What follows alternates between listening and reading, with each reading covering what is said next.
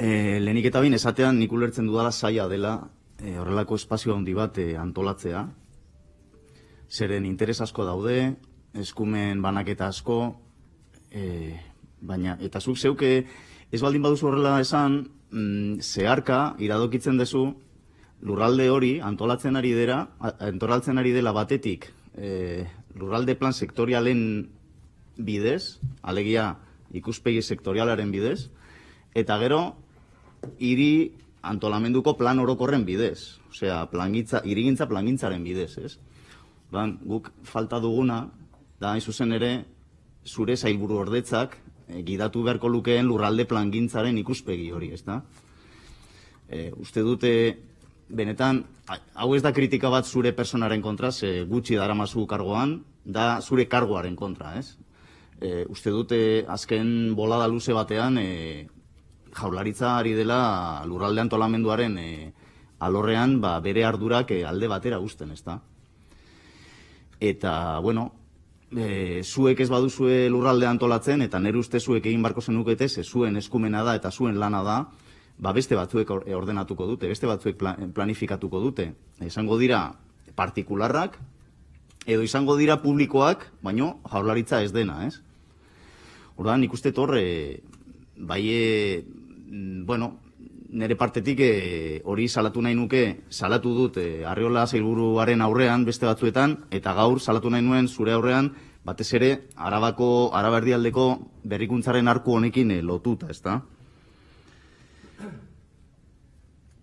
Uste dut ez dala, lurralde antolamendua ez dala bizio sektorial batzuen batuketa edo udal egiten diren hirigintza plangintza hoien batuketaren emaitza besterik gabe, ezta? Uste dut zuek beste zerbait jarri barko zenuketara zuen partetik eta gidalerroetatik aipatu dituzuen gauzak oso interesgarriak dira, baina baita ere oso lausoak, ez daude bat ere definituta. Orduan, bueno, ikusiko du, emango diogu denboratxo bat ere bai, Araba Erdialdeko lurralde plan partzialari, ze imaginatzen dut, hor gehiago zehaztu beharko litzatekela zer daukazuen buruan, baina ez dakit, gaur eman dezun berri bakarra izan da Miñanoko planta fotovoltaiko hori. Ni okerrez banago ez neukan horren berririk, eta bueno, baina lehenengo galdera luzatzen dizut, edo eskatzen dizut mesedez hori pixka bat gehiago zabaldu baldin badezakezu horren inguruko informazioa.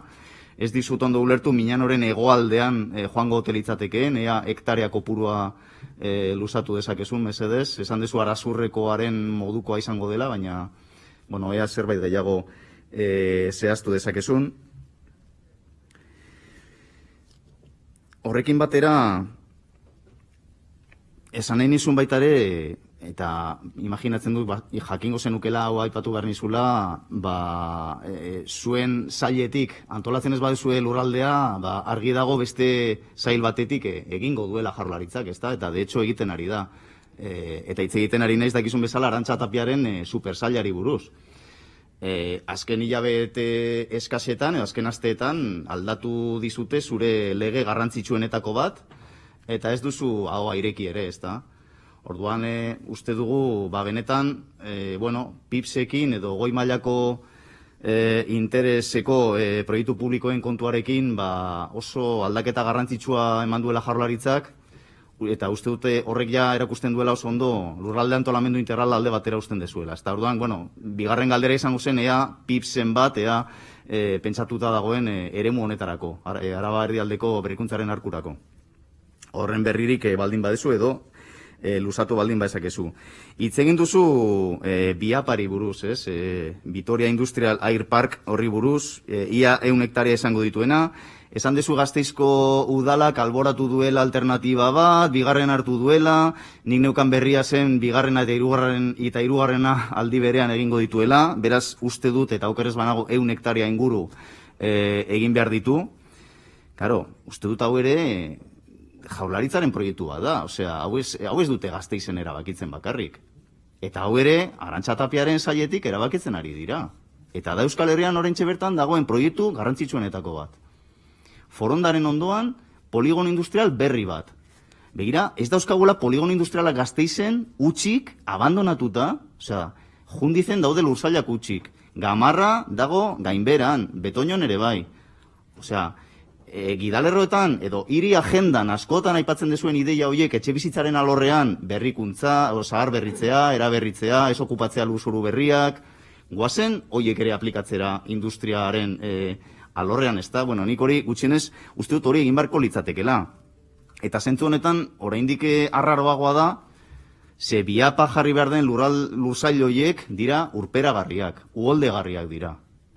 Eta beraz hori eraikitzeko, dike bat egin behar da. Eta egin behar da dike erraldoi bat. 3 kilometro terdi luze izango dena eta 3 metroko altuera izango duena puntu batzuetan. Uste dut, ingurumenaren ikuspegitik ere, eta paisaiaren ikuspegitik, ze paisaia ere zure sailburu ordetzan dago, uste dut oso proiektu zalantzagarria dela, eta badirudi inposatu zaizuela beste sail batetik, ezta? Orduan galdera izango zen, biapari dagokionez pixkate ez litzateke interesgarria hiri agendan aipatzen dezuen zaharberritzearen ideia hori baita ere eramatea eremu honetara, industriaren eremura. Jakinda, Gamarra, Jundiz edo Betoño ere ondo konektatuta egon daitezkela forondarekin. Zan nahi, nik ulertzen dut igual erabilera batzuk aireportuaren alboan egon behar direla, baina danak egon behar dira, biaposoa egon behar da hor.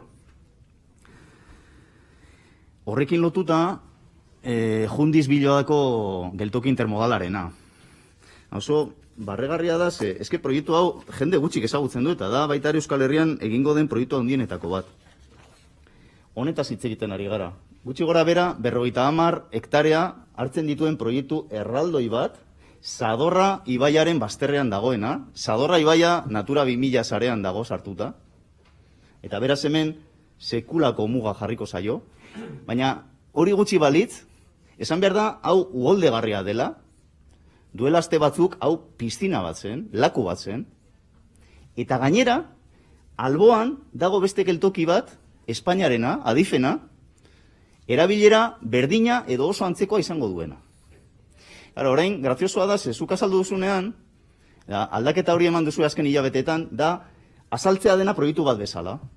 Osea, esan ordez, geltoki bat egingo dela beste geltoki baten ondoan, zer egiten dezue? Esan, ez, geltokia da bat, baina dauzka 4 fase. Hori esan dezu. Eta orain egiten ari dira lehenengo fasea. Ez, dira 2 geltoki, eta dago bata bestearen ondoan. Osea, eta iruditzen zaigu, ingurumenaren ikuspegitik, paisaiaren ikuspegitik, biodibertsitatearen jarraitutasunaren ikuspegitik, sekulako akats estrategikoa dela. Eta uste dute birpentsatu behar dezuela proiektu hori. Koordinatu beharko sinatekete hobeto Espainiarekin, ze beste geltokia adifena alboan dago, uste dugu askoz ere okupazio txikiagoa eman litekela bertan. Orduan, galdera izango zen, ea asmoa daukazuen horrekin jarraitzeko, ezta? Proiektu horrekin jarraitzeko. Eta ea egokia iruditzen zaizun, bigarren geltoki bat egitea aurretik dagoen beste geltoki baten ondoan gainera orain berrituko dena, sekulako milioika da sartuko duena adif hori berritzen eta eguneratzen. Eta ja, baldin badakizu noiz egingo den Jundiz Bilodaz, hori ere eskertuko genuke, ezta? Daramagu geltoki horretaz hitz egiten, pues dakite, igual 15 urte. Edo gehiago.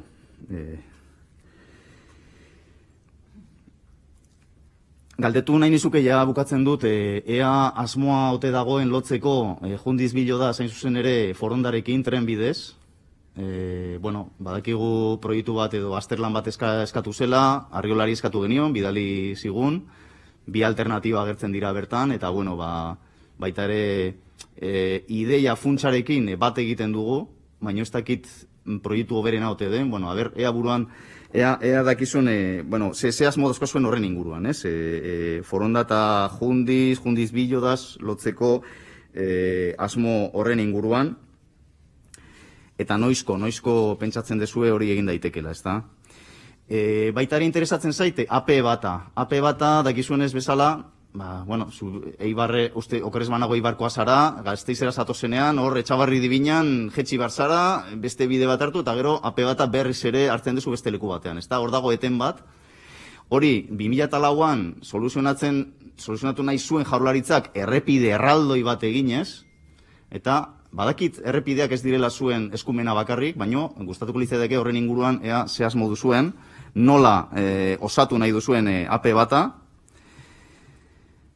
Eta, bai, aipatu duzu, interesgarria iruditu zait, nola, ja bukatzen dut, gidalerroek esaten dutela, respetando los necesarios vacíos territoriales, ezta? Eta sentsazioa daukat, berrikuntzaren arkua bilakatuko dela denborarekin hormigoiaren arkuan.